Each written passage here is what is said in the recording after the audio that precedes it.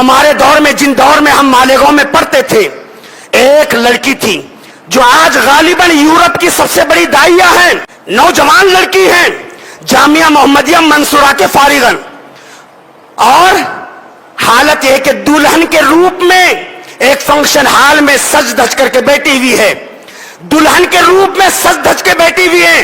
ہمارے سابق امیر مولانا مختار احمد ندوی بھی ہیں، بڑے بڑے علماء ہیں، دانشور ہیں۔ باپ دستخط لینے کے لیے بیٹی کے پاس جاتا ہے، بیٹی دستخط سے انکار کرتی ہے، باپ کی آنکھ سے آنسو نکل جاتے ہیں، بھوکلاہٹ کا شکار ہو جاتا ہے۔ مولانا مختار کے پاس آتا ہے، مولانا میں نے 8 سال اپنی بچی کو تمہارے ادارے میں پڑھا کر کے سب سے بڑی غلطی کی ہے۔ مولانا مختار کہتے ہیں کیا بات ہے؟ دیکھو میرے لڑکی اپنے تیور دکھا رہی ہے، میری لڑکی جس کے نکاح میں آپ ہم سب جمع ہوئے ہیں، بڑی بڑی ملی شخصیتیں ہیں اور بڑے بڑے شخصیتیں ہیں، آپ بھی ہیں ہم سب بھی ہیں، دستخط سے انکار کر رہی ہے۔ مولانا مختار آتے ہیں، کہتے چلو میں چلتا ہوں۔ کہتے بیٹی آپ مجھے جانتی ہو؟ کہتے آپ ہمارے مولانا ہیں اور بڑے مولانا ہیں۔ بیٹا یہ ہمارے ابو ہیں، یہ ہمارے انکل ہیں، فلاں ہیں۔ کہا بیٹا آج آپ حجرے عروسی میں بیٹھی ہوئی ہو، دلہن کے روپ میں بیٹھی ہوئی ہو، بیٹا دستخط کیوں نہیں کر رہی ہے؟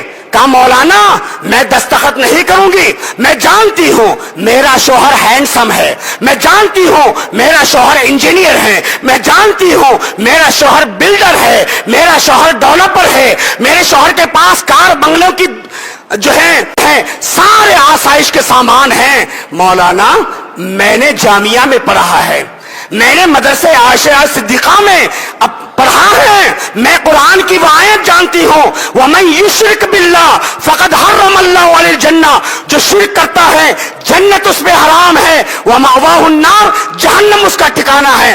مولانا میں عالمہ ہو کر کے کیا اس کی خوبصورتی، اس کے کار بنگلے، اس کی انجینئرنگ، اس کی دھن دولت کو دیکھ کر کے اپنے ایمان سے سودا کروں اور اپنی آخرت کو برباد کروں؟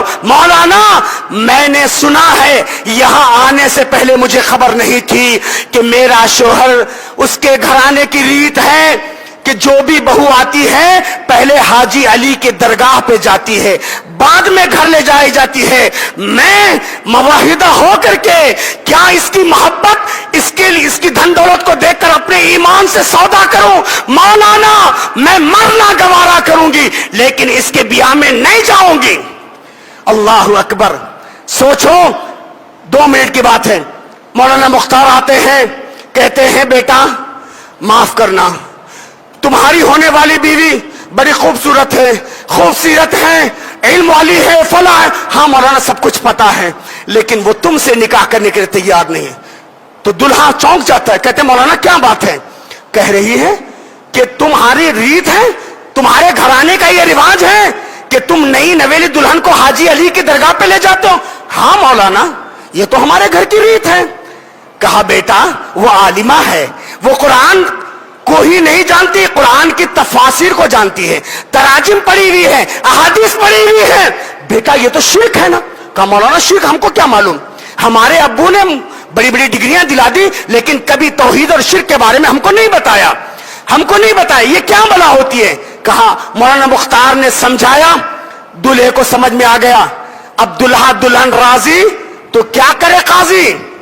اسی محفل میں دلہا کہتا ہے مولانا اگر ایسی بات ہے اور آپ جیسے بزرگ عالم دین کہہ رہے ہیں کہ شرک بڑا گناہ ہے، جہنم میں لے جانے والا ہے، مجھے خبر نہیں تھی، میں اسی وقت توبہ کرنے کے لیے تیار ہوں۔